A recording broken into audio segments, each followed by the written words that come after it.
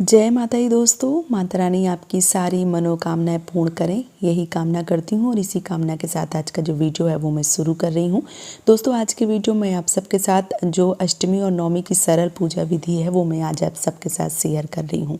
यहाँ पे मैंने थोड़े से जो चावल हैं वो लिए हैं और मैं दीपक का आसन जो है वो दे रही हूँ। इसके लिए मैंने सबसे पहले जो है वो थोड़े चावल रखे हैं और इसके ऊपर जो दीप है, जो दीपक है वो मैं जलाऊँगी। तो यहाँ मैंने एक दीपक जो है वो रख लिया है। आप अखंड ज्योति जला रहे हैं या नहीं जला रहे हैं, फिर भी आप जो दीपक है वो ज़रूर जलाएं। उसके बाद ही आपको पूजा जो है वो प्रारंभ करनी है। तो यहाँ पे जो दीपक है वो मैंने जला लिया है। इसके बाद हम क्या करेंगे, हम किसी भी पात्र में थोड़ा सा जल लेंगे और उसमें पुष्प डाल के गणपति भगवान को और माता रानी को जो है वो स्नान करवाएंगे। तो स्नान जो है वो पहले आप गणपति जी को करवाएं, उसके बाद माता रानी को करवाएं। तो मैंने यहाँ पे गणपति जी को और माता जी को दोनों को करवा दिया है। इसके बाद हम किसी साफ वस्त्र से दोनों लोगों को अच्छे से पोंछ देंगे।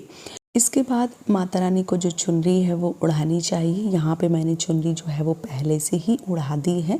आज अगर आप नई चुनरी जो है वो लेके आए हैं तो इस दिन ज़रूर उड़ाएं। नई चुनरी का विधान जो है वो बताया गया है। तो माता रानी को जो चुनरी है वो उड़ाने के बाद में आपको जो तिलक है वो ज़रूर करना है। सबसे पहले हम गणपति जी को तिलक करेंगे और उसके बाद माता रानी को जो तिलक है वो करेंगे।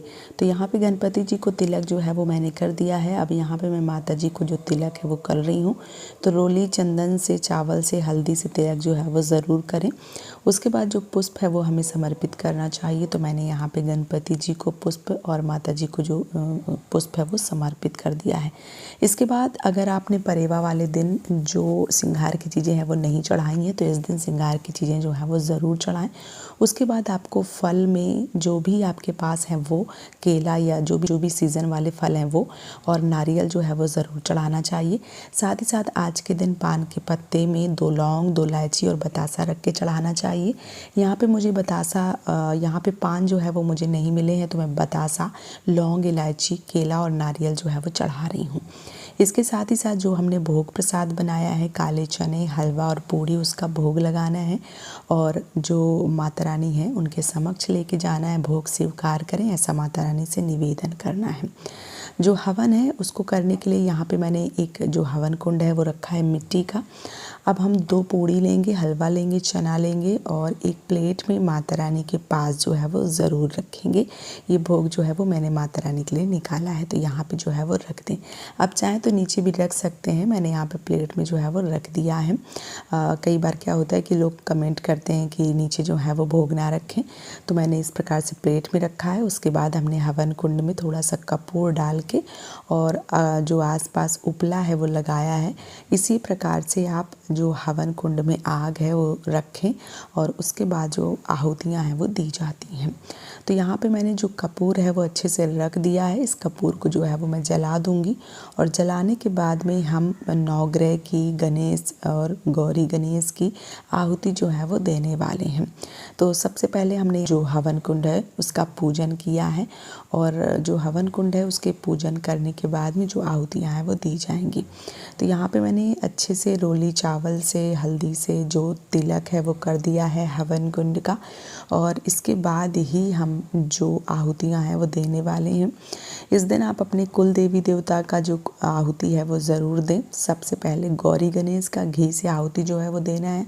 तो मैं यहाँ पे घी से आहुति जो है वो गौरी गणेश को दे रही हूँ। इसके बाद आपको नवग्रह की जो आहुति है वो देना है। वैसे मैंने इसके लिए अलग से वीडियो बना रखा है कि घर पे आसान विधि से हवन कैसे करें। अगर आपने वो वीडियो नहीं देखा है तो उस वीडियो को ज़रूर देखें, उस पर संपूर्ण जानकारी जो है वो आप सबको मिल जाएगी। तो यहाँ पे नवग्रह के लिए भी जो हमने हवन है वो कर दिया है, आहुति जो है वो दे दी है। गौरी गणेश के लिए भी कर दिया है। अब आप अपने जो माता रानी आपने रखी हैं, दुर्गा माता, उनके लिए आपको जो भी आपने प्रसाद बनाया है उनकी आहुति जो है वो देना है और उसके बाद आपको अपने घर में कुल देवी देवता जो हैं उनकी आहुति देना है। तो माता रानी के लिए यहाँ पे एक बतासा, 2 लौंग जो है वो सिंदूर लगा के मैंने यहाँ पे इस प्रकार से आहुति जो है वो दे दी है।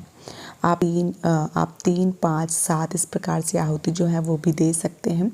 अब यहाँ पे पूड़ी और जो हलवा है उसकी आहुति जो है वो हम 3 बार, 5 बार, 7 बार डालते हैं। तो आप यहाँ पे 3 बार भी डाल सकते हैं, 5 बार भी डाल सकते हैं, 7 बार भी जो है वो आहुति दे सकते हैं। तो यहाँ पे मैंने हलवा और पूड़ी की आहुति दी है, क्योंकि जो मिष्ठान है उसकी ही आहुति दी जाती है, नमक वाली चीज़ों की आहुति जो है वो नहीं दी जाती है। तो यहाँ पे मैंने हलवा और पूड़ी की आहुति जो है वो दे दी है।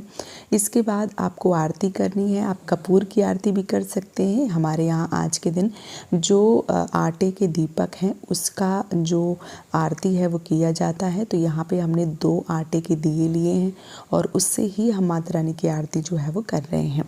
आप कपूर से भी आरती कर सकते हैं या आप घी की बाती भी जला के आरती जो है वो कर सकते हैं। साथ ही साथ शाम के समय 9 दीपों का दान किया जाता है। उसके लिए मैंने वीडियो जो है वो डाल रखी है।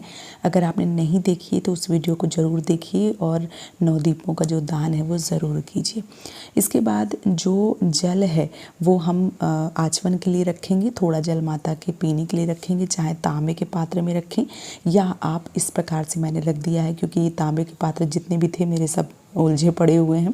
तो मैंने यहाँ पे एक छोटी सी जो लोटा है उसमें पीने के लिए रखा है। साथ ही साथ एक जो लोटा है वो मैंने लिया है यहाँ पे आचमन के लिए। संपूर्ण पूजा हो जाने के बाद में आपको आचमन जो है वो ज़रूर करना चाहिए। तो यहाँ पे मैंने आचमन जो है वो इस प्रकार से करना है। जल लेना है और 3 बार 5 बार सब जगह से घुमा के और जहाँ पे अग्निदेव जल रहे हैं वहाँ पे आपको छोड़नी है। तो इस प्रकार से आचमन जो है वो किया जाता है।